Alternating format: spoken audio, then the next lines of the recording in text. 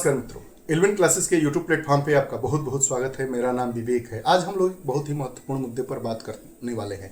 मुद्दा होगा महाभियोग की प्रक्रिया। हमारे संविधान में महाभियोग की प्रक्रिया के क्या प्रावधान है, महाभियोग कहां से प्रारंभ किया जाता है, महाभियोग किन किन पर लगाया जा सकता है। इस पूरे वीडियो सेशन में हम इन्हीं मुद्दों पर बात करने वाले हैं।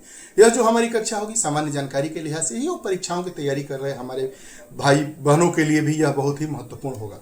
करंट अफेयर्स में, प्री में भी और मेंस में भी इस प्रकार के कॉन्सेप्चुअल प्रश्न पूछ लिए जाते हैं, जिनको अगर हम समझ लेंगे तो 50 शब्दों में, 100 शब्दों में, जितने शब्दों में लिखने के लिए आता है आसानी से लिख सकते हैं।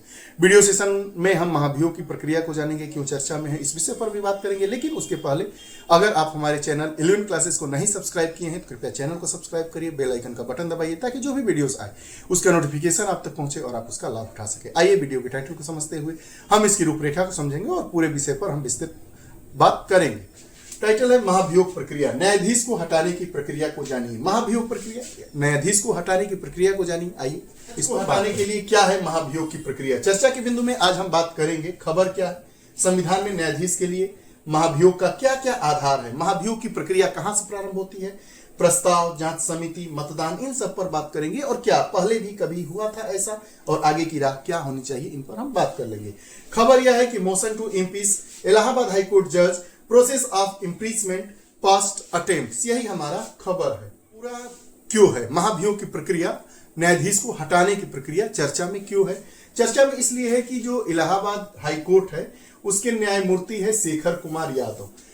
एक कार्यक्रम में विवादास्पद टिप्पणी देते हैं, विपक्षी दल उनके खिलाफ महाभियोग प्रस्ताव लाने की तैयारी शुरू कर दी है।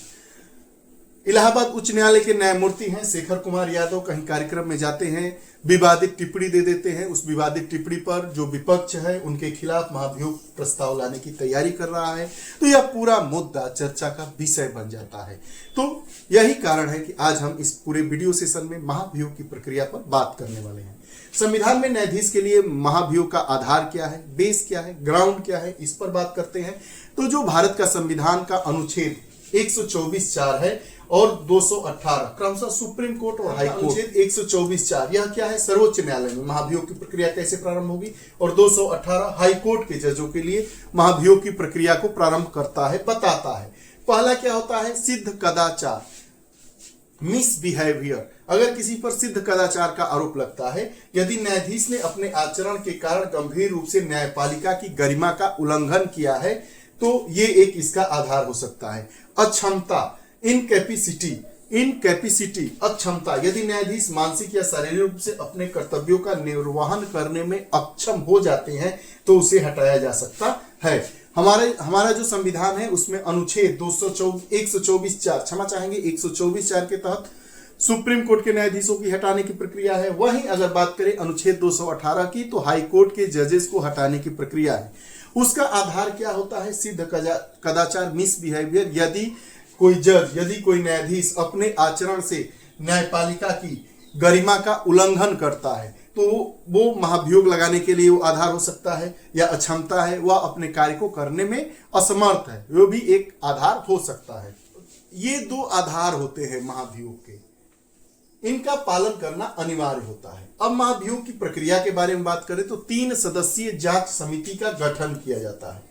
अगर प्रस्ताव स्वीकार कर लिया जाता है तो उसके बाद संसद के अध्यक्ष या राज्यसभा के सभापति 3 सदस्यीय जांच समिति का गठन करेंगे, या तो संसद के अध्यक्ष या सभापति।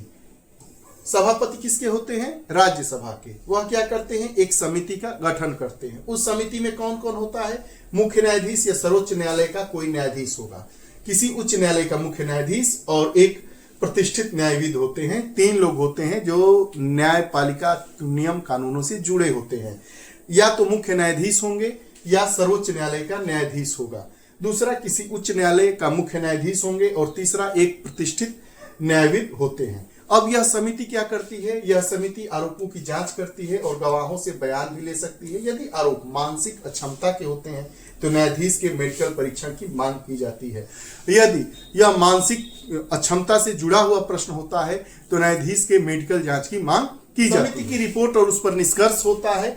समिति जांच पूरी करने के बाद अपनी रिपोर्ट संसद के अध्यक्ष या सभापति को सौंपती है। यदि रिपोर्ट में न्यायाधीश को दोषी ठहरा दिया जाता है तो उस रिपोर्ट को संसद के दोनों सदनों में प्रस्तुत किया जाता है। उसके बाद महाभियोग प्रस्ताव पर मतदान होता है। दोनों सदनों की कुल सदस्यता के 50% से अधिक सदस्य उस प्रस्ताव के पक्ष में मतदान करें, या 2/3 मतलब अगर 300 लोग हैं तो 200 लोग मतदान करने चाहिए। महाभियोग के प्रमुख उदाहरणों पर अगर हम बात कर लें तो जस्टिस बी रामास्वामी 1993 में वित्तीय अनियमितताओं का आरोप लगा था। महाभियोग प्रस्ताव चालू किया गया था लेकिन संसद में यह असफल रहा। जस्टिस सौमित्र सेन 2011 का मामला है, इसमें भ्रष्टाचार का इन पर भी आरोप लगा था। राज्यसभा में महाभियोग पारित हो गया था लेकिन लोकसभा में यह महाभियोग का प्रस्ताव जाने से पहले ही सौमित्र सेन, जो जस्टिस सौमित्र सेन थे, उन्होंने इस्तीफा दे दिया था।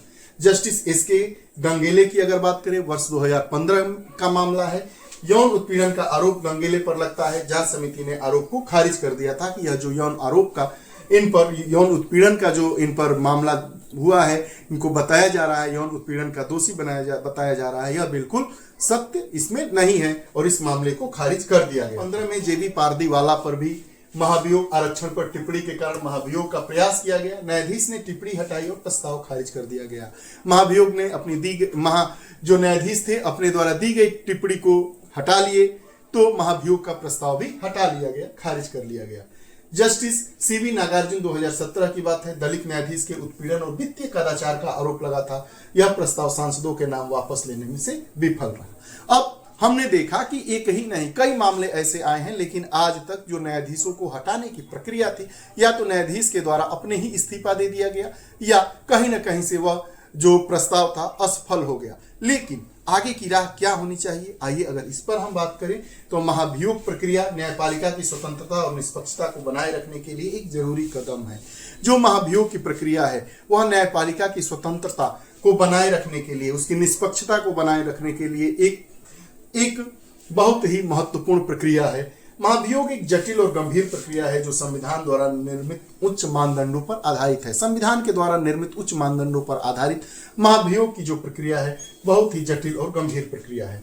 न्यायपालिका पर अनावश्यक दबाव का नहीं होना जरूरी है। ऐसा नहीं है कि पक्ष और विपक्ष, अगर कोई न्यायपालिका कोई आदेश देती है, कोई निर्णय देती है तो उस पर जाकर आप महाभियोग की प्रक्रिया को प्रारंभ कर दें। नहीं, यह न्यायाधीश पर अत्यधिक दबाव, अनावश्यक दबाव का नहीं होना जरूरी होना चाहिए। ऐसा नहीं है कि किसी भी टिप्पणी को लेकर हम महाभियोग का प्रस्ताव ला दें।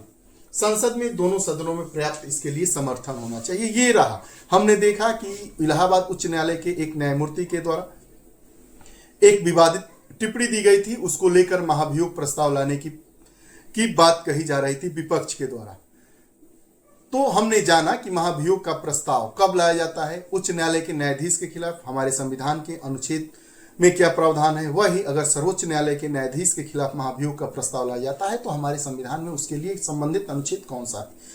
महाभियोग का प्रस्ताव लाया जाता है, कमेटी का गठन होता है, उस जांच समिति में कितने सदस्य होते हैं, वह जांच समिति अपना अगर प्रस्ताव पास कर देती है कि हाँ महाभियोग का प्रस्ताव लाना चाहिए, तो उसके बाद कौन कौन सी प्रक्रिया अपनाई जाती है। इसके पहले यानी 2024 के पहले किन किन न्यायाधीशों पर, न्यायमूर्तियों पर महाभियोग का प्रस्ताव लाया गया था और उनका क्या असर हुआ।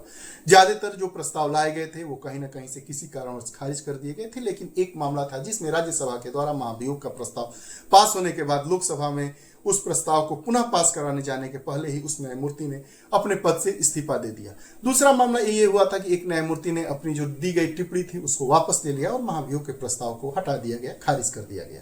ये रहा पूरा मामला। आपको ये हमारा वीडियो सेशन कैसा लगा कमेंट सेक्शन में जाइए जरूर बताइएगा। ऐसी ही दिलचस्प वीडियोस के साथ हम प्रतिदिन उपस्थित होते रहते हैं। तब तक के लिए बहुत बहुत धन्यवाद। नमस्कार, जय हिंद।